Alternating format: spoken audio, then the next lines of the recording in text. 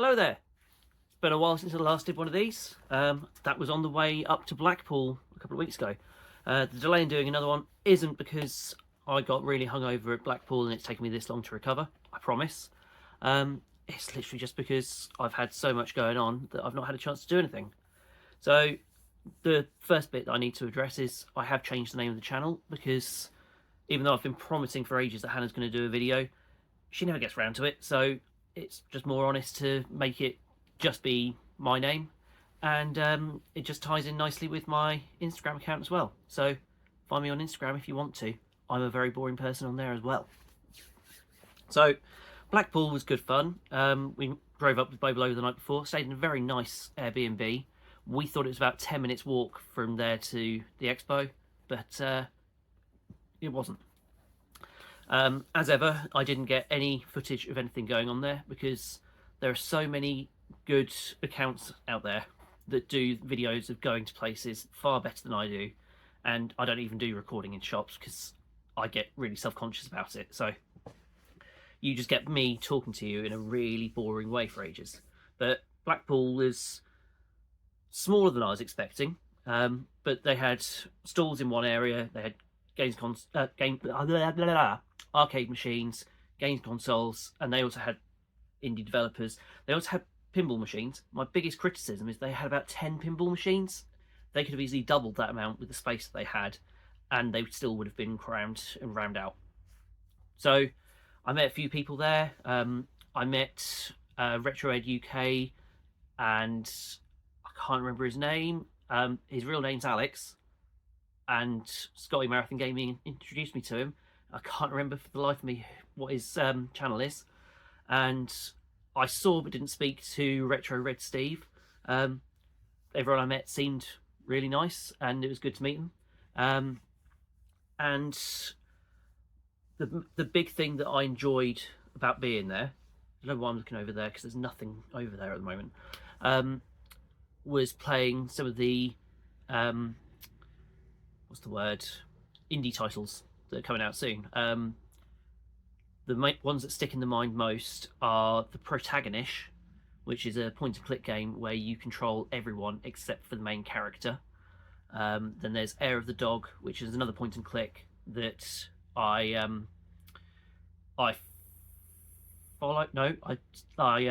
pledged on Kickstarter for that earlier this year. It got funded in like 2 hours, and it's really, really enjoyable.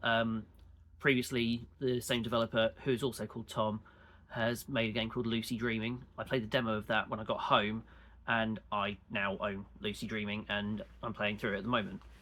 That's pretty much the only game I've played over the last couple of weeks, actually. And I also played Retrogaming Odyssey and had a really nice chat with the developer. And basically, the whole idea with that game is that you drive around this town, which basically represents the country, and roughly where they are in the country is where they'll be in the game.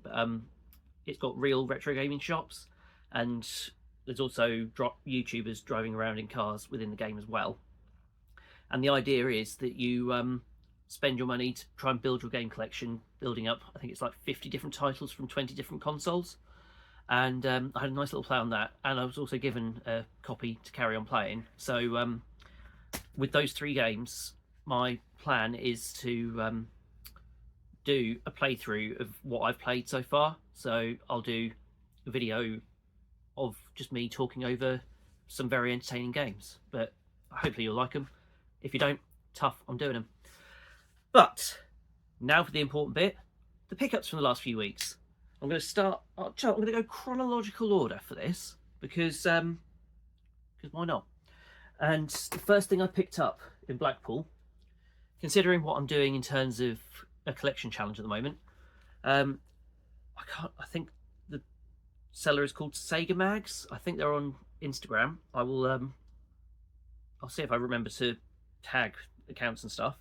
But I managed to pick up a guide to movie-based video games.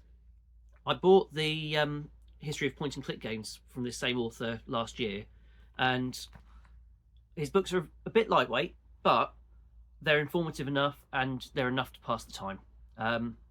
But It's all split up into, the first section was Star Wars games, now I'm on to Disney games, and it'll just carry on and carry on. But that should cover what I'm doing with the movie challenge as well. I think I covered in the last video that I found Universal Soldier, so I think that brings it up to 44 games that I need in terms of the movies. Or is it? No, that's not where the, or is it? It's going to be the amount that I've picked up.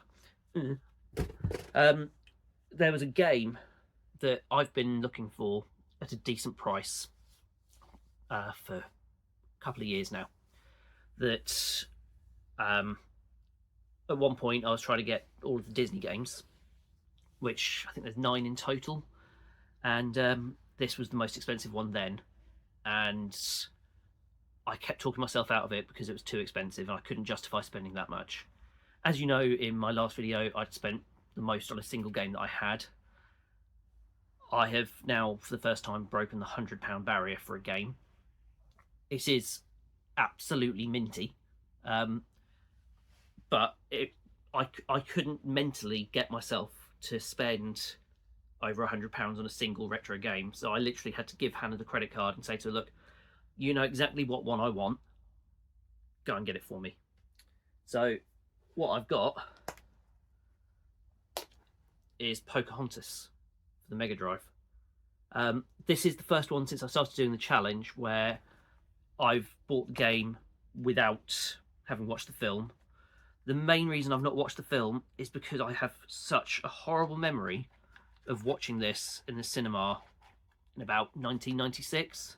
It would have been Chroma Cinema, and it was the most boring thing I had ever seen in my life at that point. I will watch it eventually, but for now, I don't think I can do it. In terms of gameplay, from what I've seen, it's like a puzzle platformer where you control Pocahontas and the little raccoon, and they've got different skills, and you help each other get through the level. So it's an interesting game, and I've read in various places that it is the like one of the hidden gems on the system.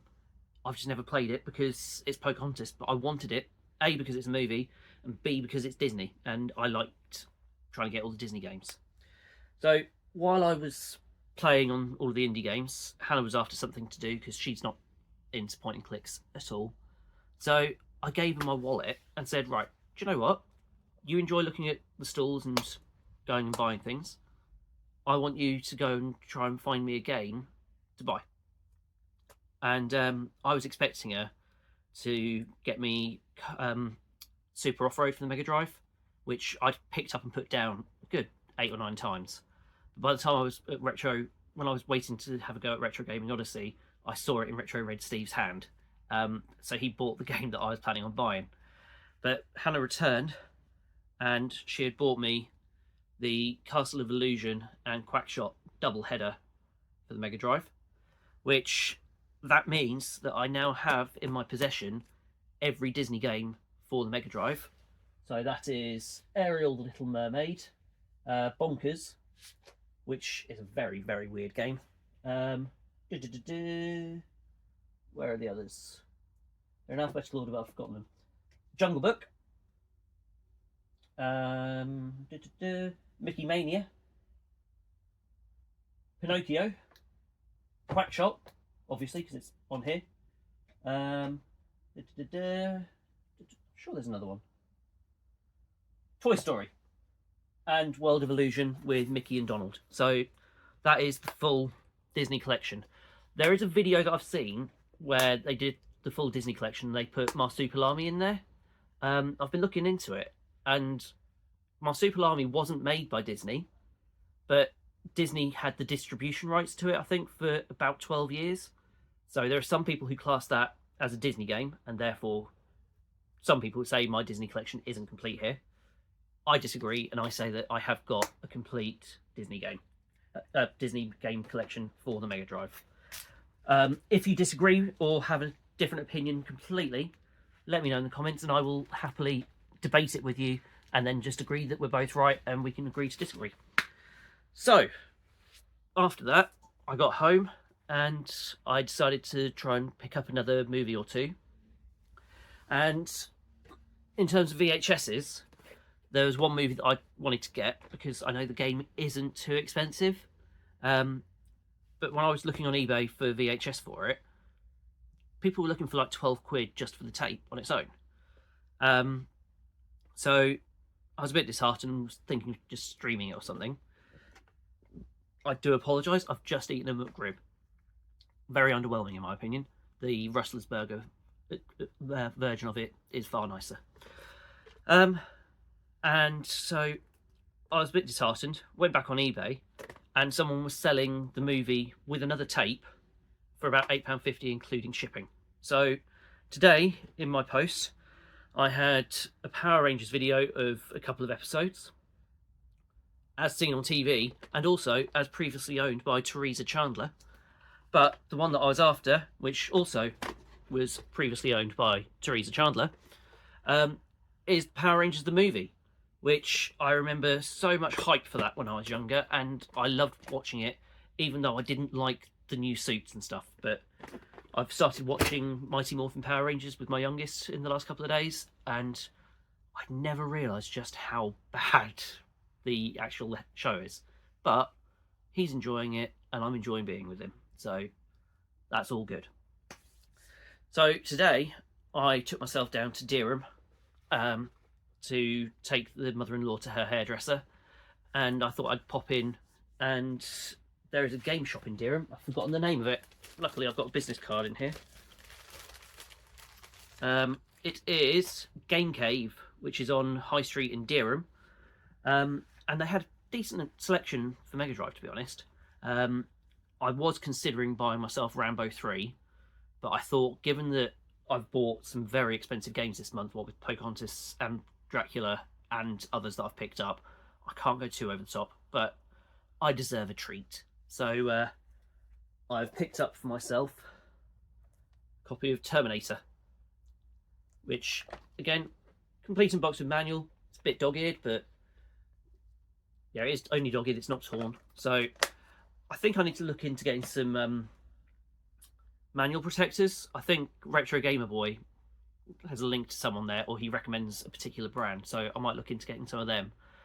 But I think that brings, I don't know how many movies I've got now. Should I turn my back on you again and give it another count? So we've got 1, 2, 3, 4, 5, 6, 7, 8,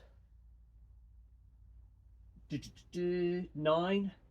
Oh, there's another Disney one, Maui Mallard. Oh, another Disney one, Fantasia, but 10, 11, 12, 13, 14, 15, 16, 17,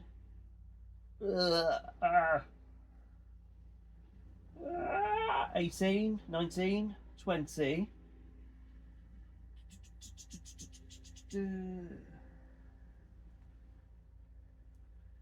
21. So that's 21 of the movie games, and I think there's about 44, so I'm nearly halfway through, and there's still quite a few movies for me to watch and quite a few games for me to pick up. Oh, that's another thing that I've done. I got round to watching Dragon, the Bruce Lee story, and do you know what? That was bloody brilliant.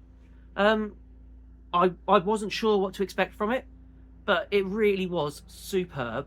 I'd happily watch it again right now, and it's also got me wanting to watch something else with Bruce Lee in it, because it really was that good. So if you haven't seen it, watch Dragon. Yeah, just get it watched. But that's the end of my pickups this week. It's not a huge amount, but we've got some really good semi-big hitters in the collection now.